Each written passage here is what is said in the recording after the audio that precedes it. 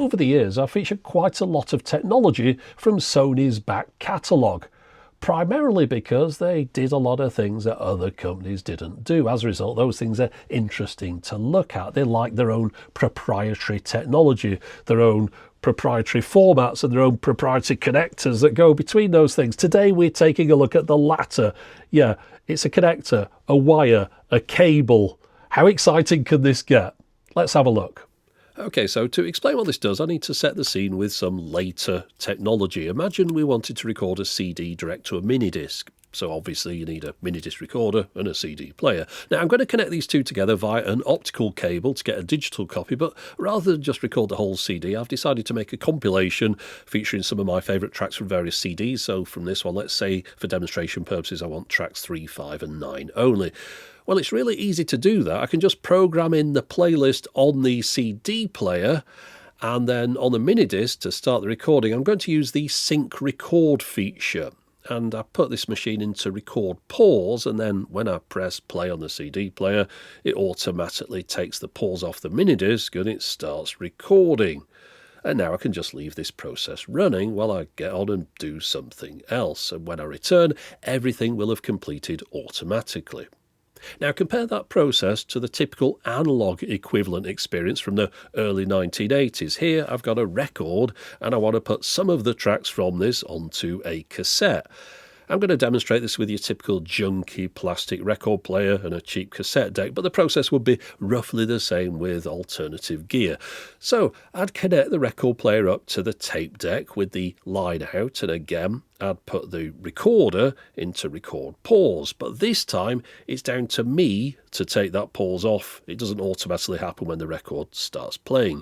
In addition, if I want to pick and choose only certain songs from the record, it's down to me to listen to the recording as it's being made, pause the cassette deck when a track finishes, move the stylus into the correct position for the new track, make sure the previous track has faded out before I take the pause off the cassette deck, and so on. It's a process that really requires constant supervision to ensure things don't go wrong. I'd likely sit here until it's completed. But now imagine it's the early 1980s and you've got an out-of-focus Sony PSFL-99 on which is a 3.5mm socket, a socket that enables synchronized play of a turntable and a cassette deck, just so long as you purchase the optional Sony RM-65 Synchro remote control unit. Well, I don't know about you, but I'm intrigued to find out how that's going to work. So, of course, I bought one. Right, now I've got no idea if this is going to work. In fact, I haven't even opened it up yet, so let's have a look. Quite a bit of stuff in here, more than I expected. Is this brand new in box? It quite possibly is. We've got the instructions. This is all sealed, isn't it? I think that is to hold this. I don't know. Does that stick to the back of your player? The instructions will tell me, of course. But look, this does not look to have had very much use. I'd imagine somebody got it once, decided it wasn't for them or it didn't work or whatever. But yeah, not the most exciting looking things, is it? In and out. Yeah. Okay, well, looking at these instructions, it appears we're not missing anything. The front jack on this device that's labelled up remote is for RM50, RM70 or RM80 remote controls. So wide remote controls which would control the functions of your cassette deck. There's a bit of stuff to do here. Plug it into a record player. Plug it into an amp, or we can bypass that bit, but the main bit here is it goes from the record player up to a cassette deck. You know what we need? We need a compatible cassette deck. According to this, compatible decks are FX4, FX5, FX6, etc. Yeah, now while I do have a few cassette decks, unfortunately none of them are mentioned on this list. So I don't have anything that's compatible with this wire, which is a little bit unfortunate. But I mean, you'd have to be absolutely insane to buy yourself a new cassette deck just to test out a simple thing like this, wouldn't you? Yes, you would. Right, so inside here should be a Sony TC-FX5, a nice cassette deck from the early 80s. And the thing that makes this cassette deck and the other models that were listed in the instruction manual for the cable special is that this cassette deck will accept a wired remote control. and the cable effectively emulates the functions of the wide remote in order to operate the cassette deck in conjunction with the record player. So really, I bought this purely for that socket on the back. Quite a nice model. Soft touch controls, type 1, 2, 3 and 4 tapes, Dolby noise reduction, manual recording levels. The ever-useful Hi-Fi Engine website had a scan of a 1980 Japanese brochure that features this range of cassette decks. Now, the one I have wasn't the top of the range. That was the FX6 with its digital tape counter and automatic track access. The FX5 is a slightly more basic model, but the thing all these cassette players share in common are their soft touch controls linked up to servo-operated cassette mechanisms, and of course this is the feature that enables remote control operation. Now, the RM-50 wired remote is shown connected to the FX5, but if you really wanted to push the boat out, you could have bought an infrared remote and adapter, which cost 3 times the price of that wired option. But also shown here is the RM-65 sync record unit that I've got, so let's get back to that after first checking that this old cassette deck is still working properly. Yeah, looks like something a little bit wrong with this. Let me just pop this pre-recorded cassette in here and press play, and then have a look at this. I think you can see from that the top bar, the left-hand channel, is just peaking out all the time, whereas the bottom one, the right-hand channel, whilst it's a bit hot, it is moving about. Now, if I was to put in a blank cassette, and I think this one's blank, if we just pop that in and press play, yeah, you'll see now the left-hand channel at the top is jumping about. The right-hand channel isn't, but the right-hand channel is the correct one because there's nothing on this tape. It's a blank tape, so the left shouldn't be doing that. So I don't know what's going on. But of course, for the moment, recording quality isn't what we're interested in. It's getting this functionality to operate via the wire automatically from the record player. And as we can see, we can start and stop it. We can fast forward, we can rewind, we can pause, and you could record if this tape would allow it. So as it is, it's doing everything I need it to do, other than the fact that the recordings might not sound as they should, but that's neither here nor there for the moment. So let's connect it up. So that's labelled up as remote, and that is what you'd plug into that if you had the appropriate wired remote, which I don't have. However, we're plugging this into the socket on the back of the device where that remote would have gone. Now, on the front of here, we've got a synchro button.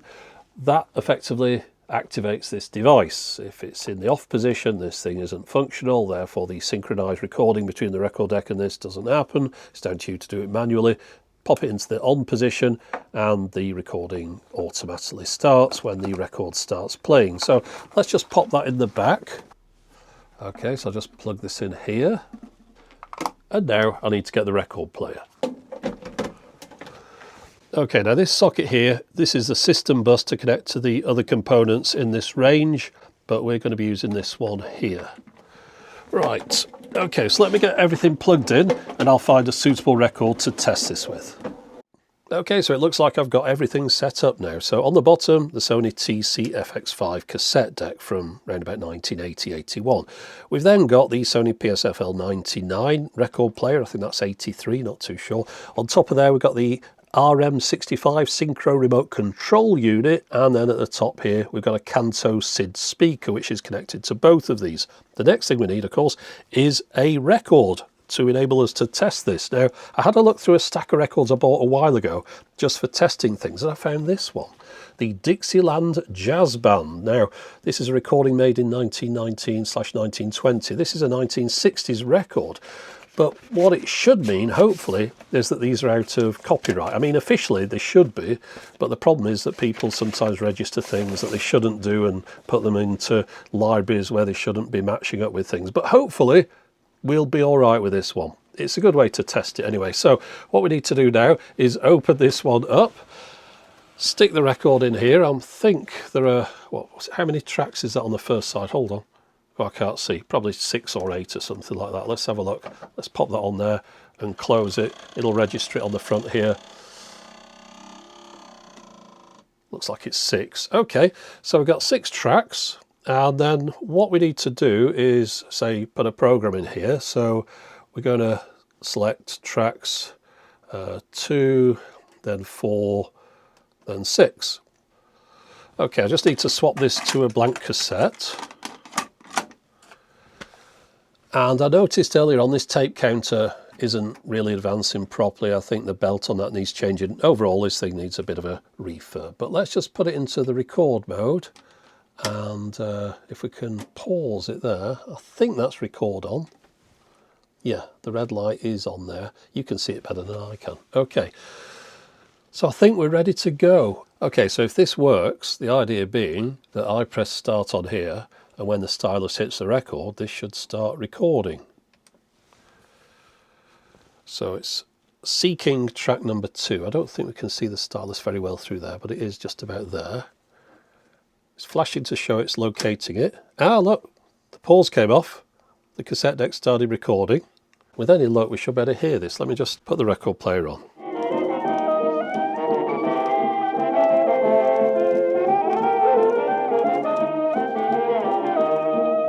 Okay, I'm going to put a light on the top here so we can see what's going on with the stylus through the window on the front. So when this lifts off, this should go into pause whilst that's accessing the next track, and then before that one starts playing, the pause should come off this one as the stylus gets into position. Let's just have a look.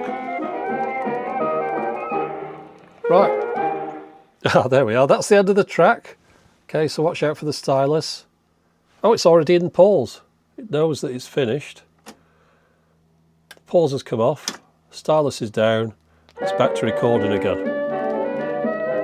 I'm interested to find out what happens when we get to the end of this record. In fact, I'm also interested to find out what happens when I press skip. So let's have a look. Right, we're in pause again. So now this is going to be the last track. And then I'll just let it run through this one and see what happens when we get to the end of the record.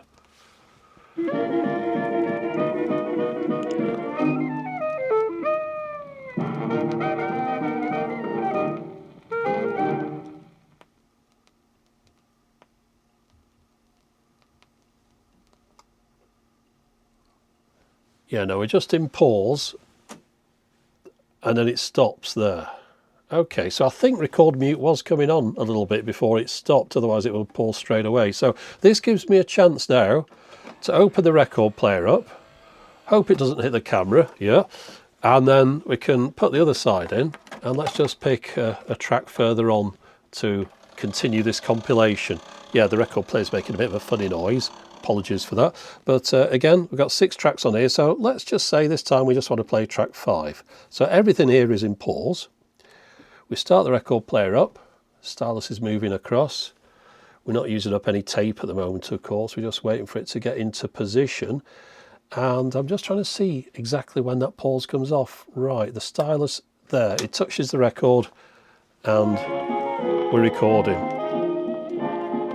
Yeah, now I know this is just a simple little idea, a box with 2 wires coming out of it, but I do think it was a clever idea. The fact that with the appropriate equipment, you could put yourself together a nice little compilation on a cassette from the individual tracks on numerous different records without having to be present all the time to pause and move the stylus to the next position and put it back down again and take the pause off and sit there whilst you were doing it. Yeah, I mean, no, it's on the record, so you're dealing with perhaps 30 minutes a side maximum, but still a lot easier just putting a few tracks in this, pressing record, and then coming back a few minutes, noticing the whole thing's in pause, swap your record over and continue. I think it's a clever little system, but yeah, very much of its time, of course, and that time was limited. This is all early 80s stuff.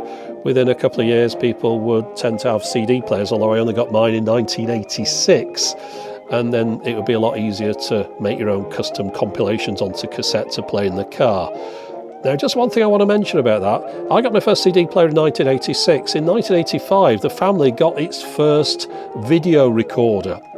And at the time, there was a choice between having one with a wired remote or an infrared remote. Yeah, it was still that crossover period. So that was 1985.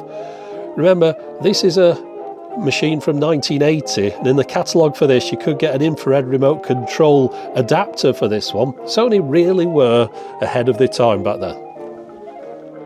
Okay, now before I give you my final thoughts, I'm sure you're gripping the edge of your seat right now. But I just wanted to mention something that I saw in the instruction booklet about this. It clarified something that I wasn't quite sure about. It says here, it gives a little bit of information about how the device operates. It says when the tone arm lowers to the record, the tape deck will automatically assume the record mode, which of course we know about. And when the tone arm lifts up, the deck will go into the auto record muting mode for 4 seconds and then go into the pause mode. So in case anyone doesn't know what record muting is, well, the device, the tape, carries on recording, but it records silence. And as a result of that, of course, as these things jump in between different tracks or you're changing your record or whatever, you get like 4 seconds of silence on your tape before the next recording starts. It's just a nice little gap between things, and it keeps out all that background noise that you might be getting off your record player, a bit of hum or rumble or whatever as the device is being messed around with. So yeah, it goes into mute and then it records the next track when the stylus goes down. So I thought that's a nice little feature. In fact, the whole thing is a very nice little device. It was probably used by very few people back in the day because, you know, it's just one of those extras that you probably feel like you don't need. When I was looking at the brochure for the cassette decks, there was 10,000 yen between the top one and the next one down, and the top one just seemed space age compared to the one that I've got here. But there'd be people that didn't want to pay that extra 10,000 yen. Now, let me just wrap this up, because I was thinking that sometimes people say that, you know, I'm just focusing on old things that don't really matter. And yes, I am, because what we've got here is a cassette deck recording a record, something that not many people would need to do nowadays. But not only that, we're recording a record that came out 50 odd years ago, maybe 60 years ago. Yeah, 60 years ago. And it's got recordings on it from 100 odd years ago. And I'm recording that onto a cassette deck from 44 years ago with a turntable from 41 or 42 years ago. I mean, it's all bang up to date stuff in it. And it was all just to demonstrate this little plastic box, which doesn't really seem all that exciting, does it? But to me, it was just something I really had to find out, because when I got this record player and I got it up and running, I was looking at this page here in the manual and I saw how it was all set out with this little box, and that was enough to send me down this trail of finding out exactly how this thing works. So I hope you've enjoyed having a look at this one today. I mean, it's a video about a wire. Yeah, that's what it's come down to. Anyway, that's it for the moment. As always, thanks for watching.